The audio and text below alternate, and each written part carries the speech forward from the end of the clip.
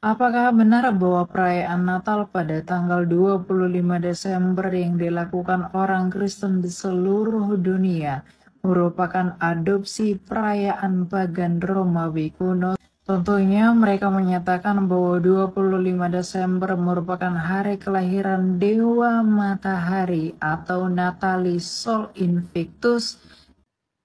Shalom, salam sejahtera dalam kasih Kristus. Kali ini saya akan menunjukkan kepada Bapak Ibu Saudara satu ulasan menarik. Tidak ada data secara persis.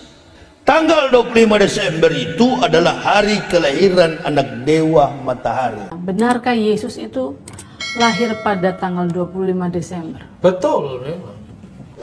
Orang yang menyangkal itu kan sebetulnya hanya mengenal buku-buku sejarah dari gereja Roma Katolik. Natal itu pertama kali ditetapkan bukan di Roma, tapi di Alexandria. 25 Desember adalah hari lahirnya setan yang namanya Sol. Dia jadi Tuhan.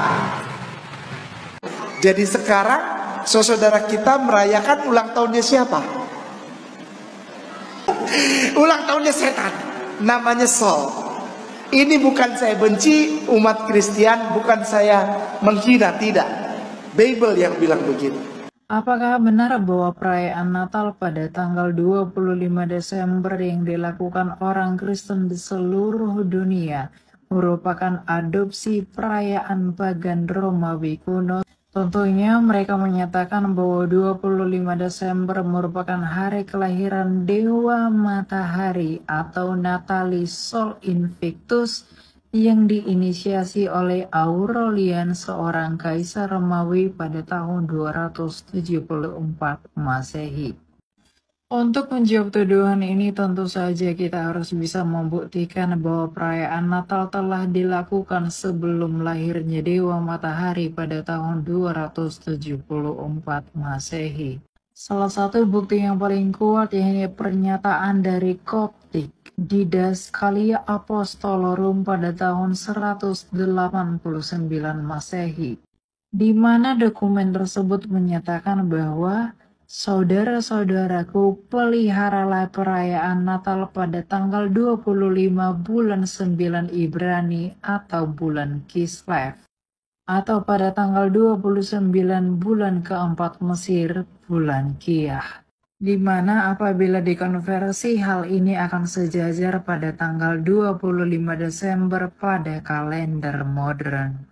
Jadi tuduhan yang menyatakan bahwa perayaan Natal merupakan adopsi dari perayaan pagan Romawi kuno otomatis gugur. Saya ingin jelaskan beberapa poin penting. Hanya orang-orang yang sok pintar dan sok tahu, hanya orang-orang yang puas dengan apa kata orang yang tidak sungguh-sungguh belajar, hanya orang-orang yang buta sejarah, hanya orang-orang yang dangkal memahami Alkitab, hanya orang-orang yang menilai agama orang lain dari sudut kebenaran agama sendiri, hanya orang-orang yang malas belajar dan berpikir, yang membuat konklusi dan kesimpulan didasari dengan percaya diri yang salah bahwa Yesus tidak lahir 25 Desember, tetapi itu merupakan perayaan lahirnya Dewa Matahari. Orang-orang seperti itu adalah orang-orang yang mengambil kesimpulan secara ngawur dan menyesatkan. Kalau seseorang menyampaikan sebuah kebenaran menurut dia, dan itu bertitik tolak dari firman Tuhan, berbeda dengan yang sudah dipahami banyak orang. Di satu sisi bisa saja dia yang benar, tetapi di sisi lain perlu dipertanyakan apa yang menjadi argumentasi apa yang menjadi alasan menyimpulkan seperti itu. Memang nanti akan beralasan kembali ke Alkitab. Saudara, saya juga tidak sedang mengatakan kalau pengikutnya banyak atau yang mengerti memahami seragam banyak itu benar.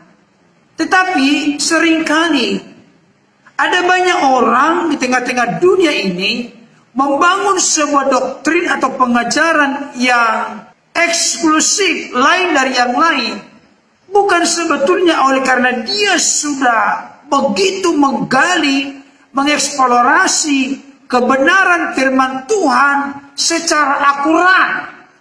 Tapi karena ingin nyeleneh, karena ingin asing sendiri, ingin berbeda sendiri, sehingga menjadi buah sorotan dan perhatian bagi mayoritas yang sudah memiliki pemahaman yang turun-temurun. Saya sependapat, jangan merayakan Natal dengan euforia. Dirayakan dengan sederhana, iya. Karena Yesus datang bukan dengan sebuah kemegahan. Justru Yesus lahir di kandang yang hina, di palungan, di Betlehem.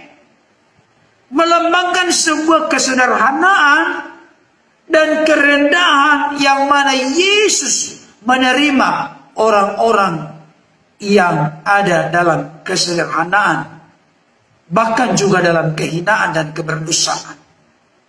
Kiranya apa yang saya suguhkan ini dapat menjadi berkat dan semakin mempertajam sekaligus memperkaya pengertian pemahaman kita, sekaligus semakin meneguhkan dan menguatkan kita dalam merayakan Natal, khususnya yang mana sebentar lagi kita akan merayakannya bersama.